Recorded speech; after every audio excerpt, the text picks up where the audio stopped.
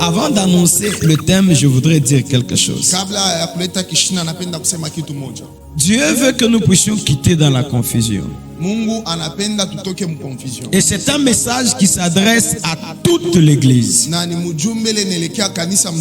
Écoutez, pour recevoir la lumière, il faut accepter que nous sommes dans l'obscurité. C'est pourquoi, des fois, le message de Dieu, il vient et il vous amène à vous repentir. Des fois, quand je vois notre manière d'agir, notre manière de mener notre vie de foi, il y a une question qui monte dans mes pensées. Est-ce que notre repentance est réelle? Si notre repentance est sincère, nous allons produire les fruits. Et le fruit, c'est l'obéissance. L'obéissance est même la preuve d'une repentance sincère. Ça veut dire nous allons changer notre façon de voir les choses.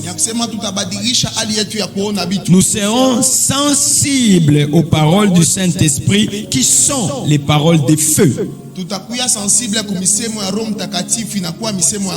Le travail du Saint-Esprit est de sonder les cœurs et les reins. J'aime ce que la Bible dit. Il est écrit, l'Esprit de Dieu sonde même les profondeurs de Dieu.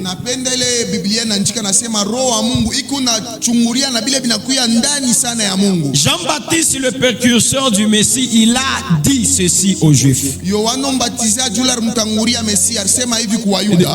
je vous baptise d'eau pour vous amener à la repentance. Mais celui qui vient après moi, il est plus puissant que moi. Lui, il vous baptisera du Saint-Esprit et du feu. La Bible confirme en disant que la loi a été apportée par Moïse, mais la grâce et la vérité sont venues avec le Seigneur Jésus. C'est pourquoi aujourd'hui nous disons Ikabod dans l'église. La gloire a quitté l'église. C'est une année dont nous avons dénommé année de gloire. Nous avons besoin de voir et de manifester la gloire de Dieu. Alléluia. Et nous devons faire très attention lorsque nous recherchons la gloire de Dieu. Lorsque nous disons Ikabod dans l'église, c'est un message très fort. Et son but est de faire sortir les gens de la confusion. Afin que tu reçoives plus d'éclairage sur ta vie de foi.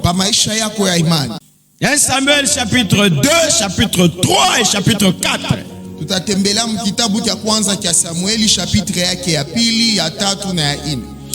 Au chapitre 2, la Bible explique les mauvais comportements des fils d'Élie. Dans le temple. D'abord, avant cela, vous devez savoir que dans le temple, il y avait une très forte présence de Dieu. Au point où, des fois même, les sacrificateurs avaient peur. Ils suspendaient leur service. Parce qu'à chaque fois qu'ils faisaient des sacrifices, il y avait la gloire de Dieu qui se manifestait en forme de nuée. Elle était tellement tellement forte au point où elle était visible partout. Na kila mara wanaanza kufanya masadaka, utukufu wa Mungu unaanza kuonekana kama wingo, na ilikuwa ya nguvu ile wanaanza na kuyaona. Et quand ça s'est manifesté comme ça, ils avaient peur de continuer. Ils laissaient, ils regardaient cette gloire. Na wakati ilianza kuonekana walikuwa na boka kuendelesha, wakaanza kuacha juu ya kuangalia hiyo. Parfois c'était sous une forme de nuée, parfois c'était une colonne de feu. Samoya ilikuwa ni wingo, Samoya ilikuwa ni moto kunaonekana. Et ceux qui y travaillaient le faisaient avec crainte et révérence. Na wale waranza kutumika kuyo waranza kuyafanya hiyo kazi na boka. Mais ici nous voyons au chapitre 2, lakini mwiyo chapitre yake ya pili tunaona cette crainte a disparu hiyo boka bunapotea dans le cœur des sacrificateurs. Mumioyo ya wasacrificateurs. Les deux personnes qui sont les fils d'Éli sont nommés Ophni et Phiné. Hao watoto mbili wa Eli walakuya Ophni na Ephine. Ils se permettent de saboter l'œuvre de Dieu. Ils volent les offrandes et ils s'essuient même avec les jeunes filles qui servaient dans le temple. Ils commencent à coucher dans le temple, ils prennent des jeunes filles, ils couchent avec elles dans le temple et sabotent les offrandes. Et Dieu qui voit tout, il appelle Élie pour que Élie réprimande ses enfants. La Bible dit que Élie leur a parlé d'une manière sage, comme un père. Mais Dieu a trouvé qu'il les a trop gâtés. Car la parole de Dieu était dure, mais Élie a dilué en utilisant la sagesse humaine pour être tendre et doux. La Bible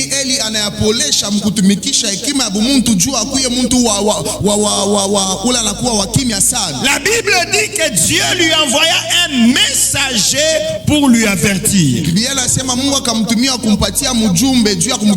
Et j'aime beaucoup au verset 29 où il dit: pourquoi foulez-vous aux pieds mes sacrifices et les offrandes?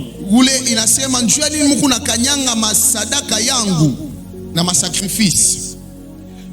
vient que tu honores tes fils plus que moi?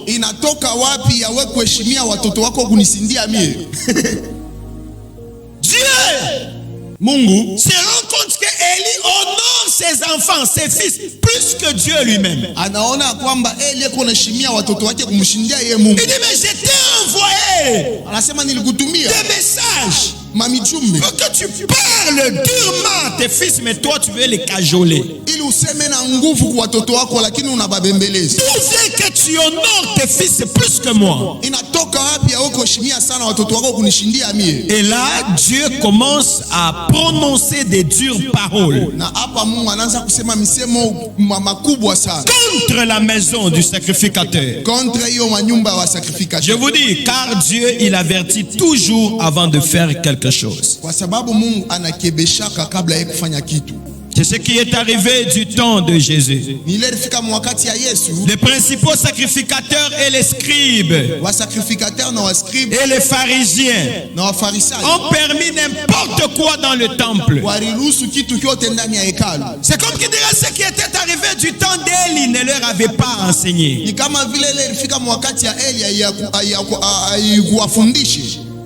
Du temps de Jésus aussi, les principaux sacrificateurs ont commencé à permettre n'importe quoi dans les temples.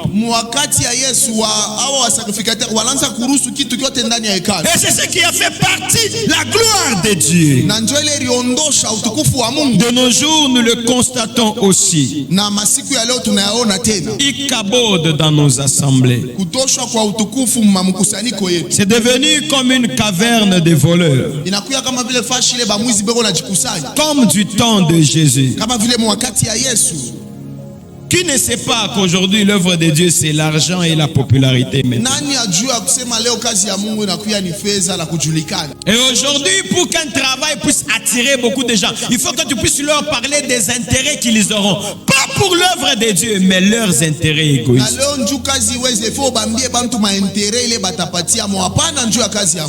On ne cherche plus la gloire de Dieu. On cherche la popularité et l'argent qui va entrer. Aujourd'hui, la soif de la vraie prière. De nos jours, cette soif s'est perdue. L'église est devenue comme un marché. On vend de l'huile, on vend des polos, on vend des badges, on vend de l'eau, on vend des livres, on vend des bracelets. On ajoute seulement onction à la fin pour que ça puisse se différer avec ceux-là que vous payez au marché. Rien de ce qui se passe maintenant n'a plus d'impact. Parce que c'est devenu un marché. Tout le monde vient entrer. Alors on veut laisser tout le monde tranquille. Et quand Dieu voit ça, il envoie d'abord un message de repentance avant de faire son jugement. Et si le peuple lui obéit, il fait grâce et miséricorde. Ou sinon, lorsque vous ne lui obéissez pas, il descend dans sa colère. Comme il l'a fait du temps d'Élie. Il a dit, et Élie et toute sa maison, plus personne n'héritera du sacrificature.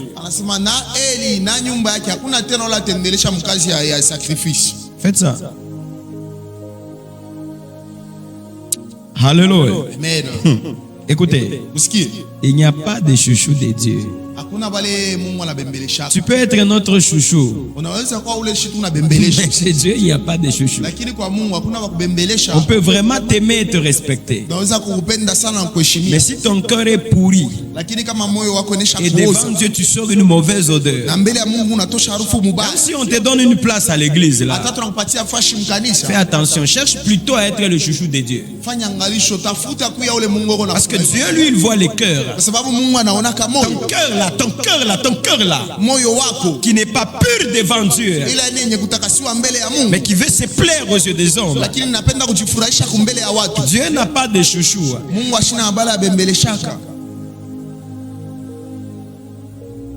Alléluia. Amen. Alléluia. Amen. Nous devons venir devant lui avec un cœur rempli de sa crainte. Et être prêt à suivre ses pas. Dieu n'aime pas qu'on le dirige. Et dans cette église, Dieu veut que cette église retrouve sa forme et son identité.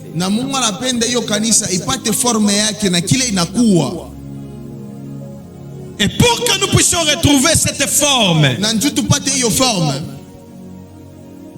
nous devons être prêts à être purifiés par les feux. Et les feux viennent des paroles de vérité. Pour que nous puissions découvrir notre mauvaise nature. Les paroles de feu, les paroles de vérité viennent brûler le mal en vous. Afin que vous puissiez découvrir la nature enfouie en vous. Et lorsque ces paroles auront de place en nous, que nous puissions nous révéler au monde comme de véritables fils de Dieu. Vous savez, tout le monde attend le retour de Christ. Pour certains, c'est juste une illusion. Le mot là, Jésus revient bientôt, le Jésus revient bientôt, ça ne pèse plus dans le cœur de beaucoup de gens. Mais pour d'autres, c'est une réalité. Ils sont sensibles. Ils gardent l'œuvre du Saint-Esprit. Ils sont attentifs à la voix de l'époux. Et surtout la voix qui va annoncer la venue de l'époux. Êtes-vous sensible à cela? Ne comptez pas les années faites à l'église. Ne cherchez même pas à savoir si vous avez une place numéro 3, numéro 6 dans l'église. Respectez, obéissez tout simplement. C'est la meilleure manière de garder l'huile de réserve. On vous donne une tâche, faites-le de tout votre cœur. Tout en sachant que celui qui vous cote, il est là dans les cieux. Nous sommes des humains. Je peux t'aimer, je peux te donner tout le privilège que tu veux. Est-ce que tu as une bonne odeur devant Dieu? Remarquons les signes qui ont prouvé que la gloire de Dieu était bannie dans le temple d'Israël à Silo.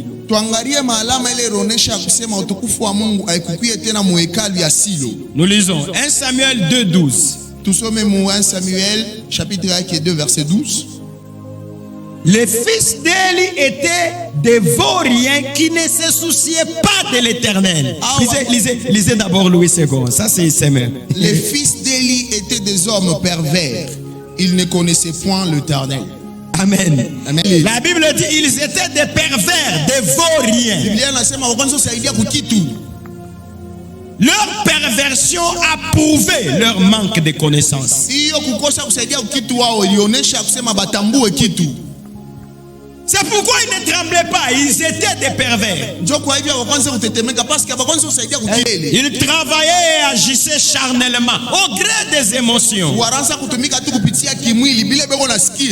S'il veut, il vient. S'il ne vient pas, il ne vient pas. S'il entre dans un département, il constate que vous lui donnez beaucoup d'ordres. Il arrête, il abandonne. Il veut qu'il puisse entrer et sortir quand il veut et faire tout ce qu'il veut. C'est ça même, travailler charnellement. Et les gens qui font ça, c'est qu'ils ne connaissent pas l'Éternel.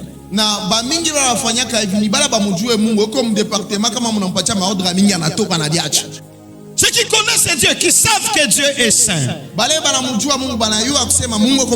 leur manière de servir Dieu, ils le font avec révérence.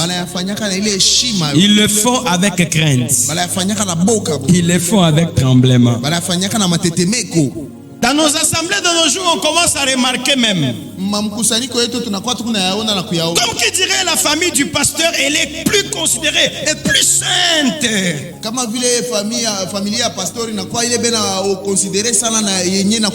Où les enfants du pasteur ont tendance à ne pas obéir à autre chose et les autres peuvent obéir. Lui, non. J'ai même parlé à un homme de Dieu. J'ai dit, il faudra faire très attention dans nos maisons, nous les pasteurs.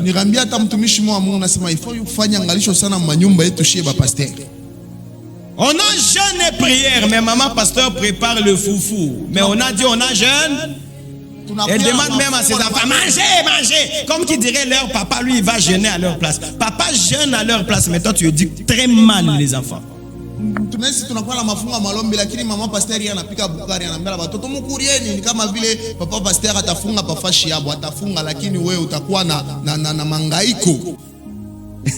Vous connaissez Dieu ou quoi? Tout le monde peut s'agenouiller sauf lui.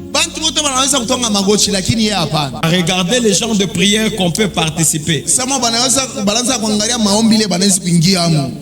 Vous voyez quelqu'un, cette prière ne viendra pas. Une autre prière ne viendra pas. On dit il y a un programme spécial. Lui, pour lui, le programme de l'église n'est pas spécial. C'est son problème à lui qui est spécial. On dit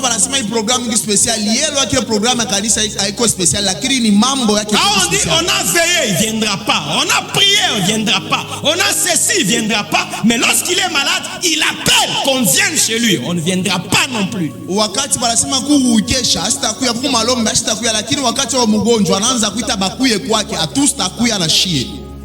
Ah mais oui. Il vient, il choisit maintenant des programmes. S'il y a telle prière, il ne viendra pas. Il a tellement travaillé. Là, il ne viendra pas. Ça, c'est pour les enfants. Ça, c'est pas pour son niveau. Celui qui prêche là, il connaît tout ce qu'il prêche. Il ne viendra même pas avec la Bible. Il a des prédications qu'il écrit et des prédications qu'il n'écrit pas.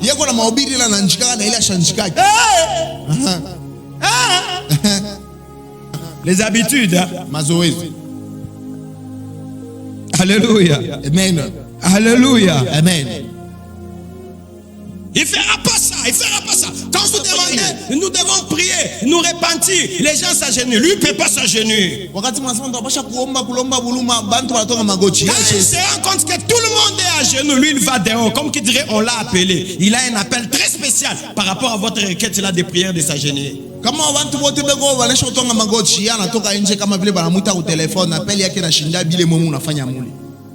Craignez Dieu si vous avez même une petite place dans l'église. Craignez Dieu. Craignez. Tu as quelle expérience maintenant devant Dieu? Même ceux-là qui ont l'expérience que les gens comme Moïse, ils ont vu la gloire de Dieu, mais ils demandent encore la gloire de Dieu. Il a vu des miracles, des prodiges, mais jamais il s'est comporté comme ça.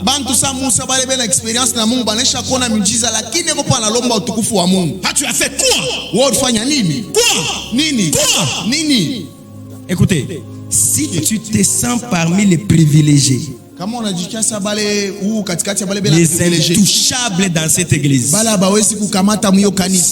que tu es tombé dans le piège de Satan. C'est pourquoi moi, deux fois, ces histoires-là des titres, moi, là, je ne les préfère pas. Je ne refuse jamais d'être pasteur. Je suis pasteur, mais je préfère me considérer comme frère. Comme ça, je peux bien faire l'œuvre que Dieu m'a donnée.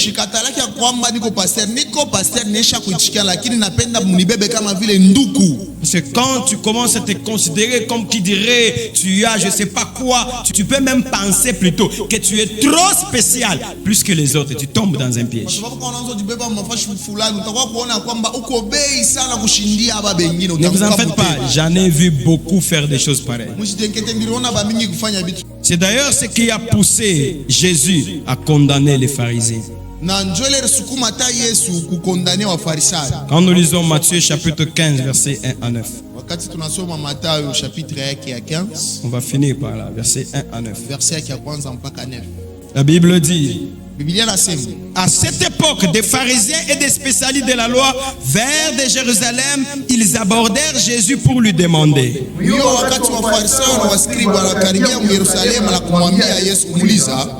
pourquoi tes disciples ne respectent-ils pas la tradition des anciens?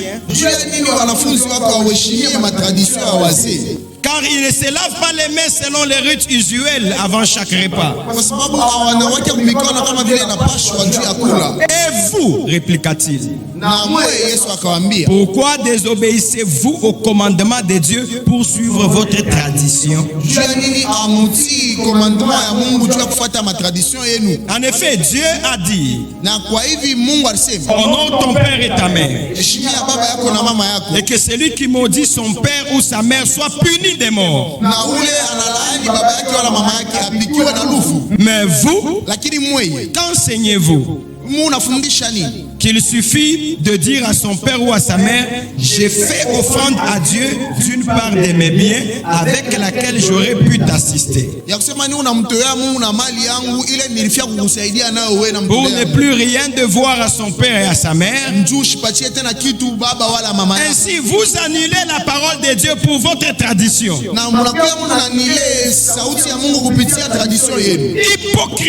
Hypocrite. Esaïe a fort bien prophétisé sur votre sujet. Ce peuple m'honore des lèvres, mais au fond de son cœur, il est bien loin de moi. Le culte qu'il me rend n'a aucune valeur, car les enseignements qu'il donne ne sont que des règles inventées par les hommes. Frères et sœurs,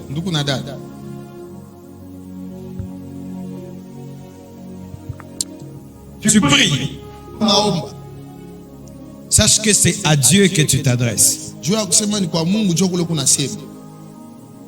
Aujourd'hui, les gens ne prient plus pour s'adresser maintenant à Dieu.